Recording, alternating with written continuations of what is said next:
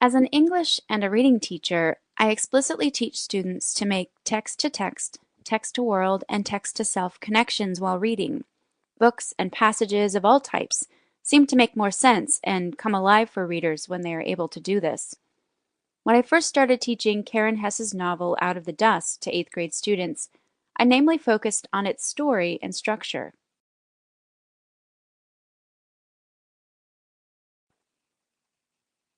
Hesse wrote the book as a series of free verse poems that have almost a diary-like feel. The story is told from the first-person perspective of 13-year-old Billie Jo Kelby, who lives on a farm in the panhandle of Oklahoma during the 1930s. She endures the Great Depression, the Dust Bowl, and the tragic deaths of her mother and infant brother. Despite all this, she manages to overcome these hardships and strengthen her relationship with her father and her resolve to simply survive and be happy. As I modeled making text connections for my students, I learned a lot about the Great Depression and the Dust Bowl, and in particular, a great deal about my own grandmother, Barbara Burge.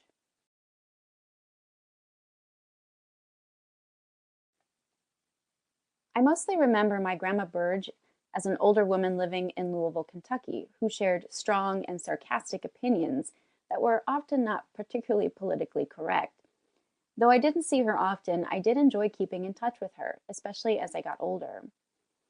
While teaching Out of the Dust, I remembered that my grandmother had grown up in rural Kansas on a cattle ranch during the Great Depression. So I asked her to share some of her memories with my students. My 8th graders communicated with my grandmother via email and asked her a variety of questions. Here is a little of what she told them. Barbara Burge was born Barbara Stinson in northern Missouri. She moved with her parents Wilma and James to the Ashland, Kansas area in 1930 when she was 4 years old. Much like Billie Jo in Karen Hesse's novel, my grandmother's family worked hard to make ends meet. And she also moved to an area of the country that was plagued by dust storms for nearly a decade. This was known as the Dust Bowl. In one of my grandmother's messages, she wrote, "My parents and I moved to southwestern Kansas just on the border of the Oklahoma Panhandle. This was a huge move because my parents had never lived anywhere but in north-central Missouri, where there was always plenty of rain for crops. Southwestern Kansas did not and still doesn't get much rain." The only thing to grow was wheat and cattle. This was Depression time, and no one had much money. At least Dad wasn't scared of hard work.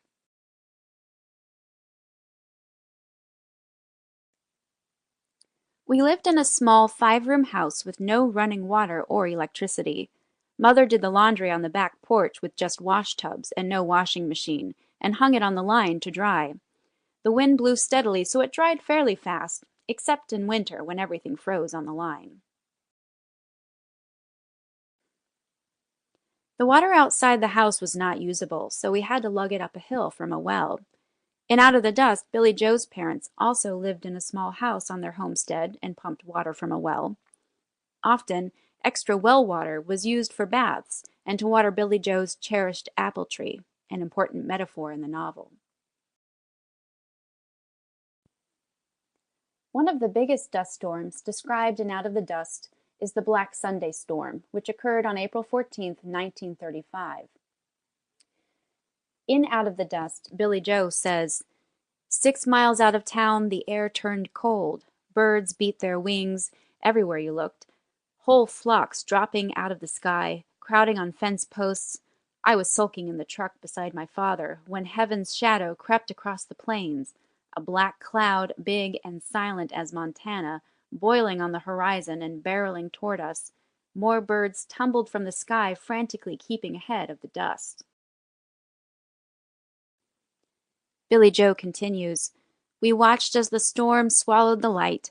The sky turned from blue to black. Night descended in an instant, and the dust was on us. The wind screamed. The blowing dirt ran so thick I couldn't see the brim of my hat as we plunged from the truck, fleeing."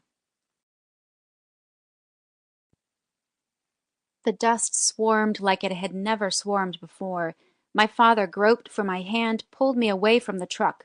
We ran, a blind pitching toward the shelter of a small house.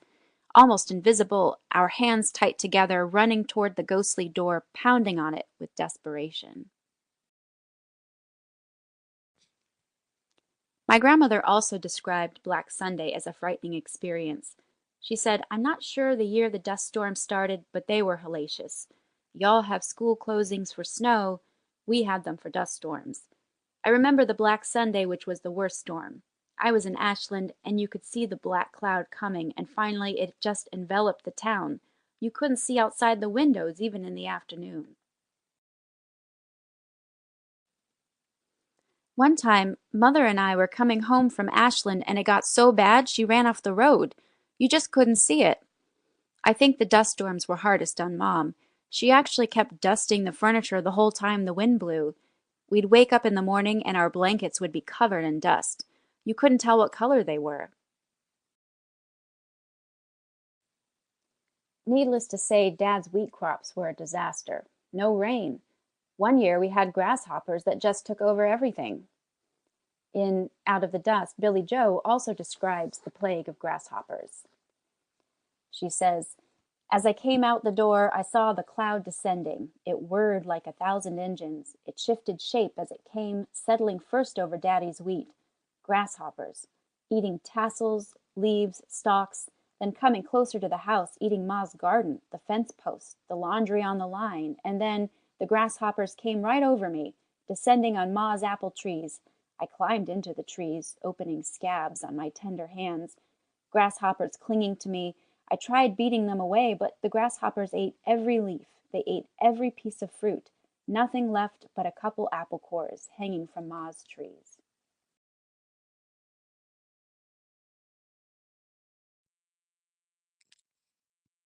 Despite the difficulties, my grandmother and even the grief-stricken Billy Joe found enjoyment in everyday things, especially food. My grandmother said, "As you can imagine, I had a lunchbox that I took to school every day. We did have a lot of peanut butter, and it wasn't homogenized. By the time you got to the end of the jar, it was hard. You had to keep mixing it all the time. Also, I had a lot of fried egg sandwiches. We did have chickens. My best lunches, I remember, were when we had vegetable soup, and I had a vacuum jug so it was still warm. My favorite treat in the summer was peach ice cream that Mom made from fresh peaches bought at the store."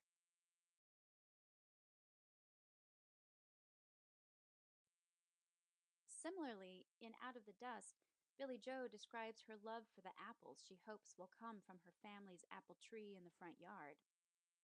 In the poem Apples, she says, "Ma's apple blossoms have turned to hard green balls. To eat them now so tart would turn my mouth inside out, would make my stomach groan.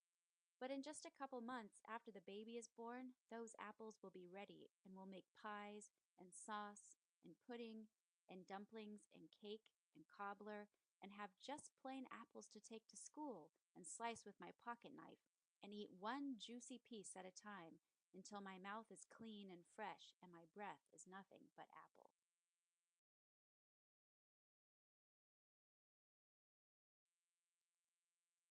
And like the character Billy Joe, my grandmother had many responsibilities in her family.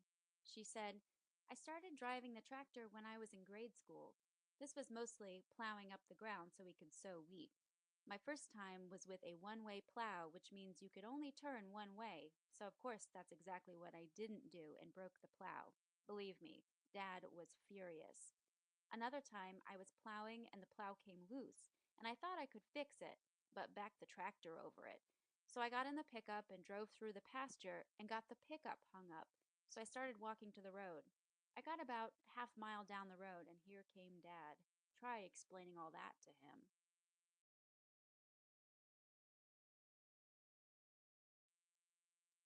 Another interesting similarity between the character Billy Joe and my grandmother is their piano playing.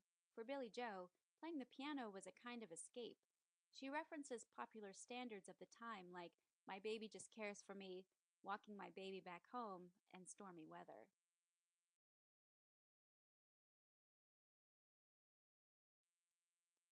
For my grandmother, playing the piano was a chore. She said, "Mom started me on piano lessons at about 5. the music teacher came from a neighboring town every Saturday morning, so of course every day I had to practice plus do homework. I didn't like him very much, and he sort of sneered. If he said I hadn't practiced enough, I didn't get to go to the movies that night.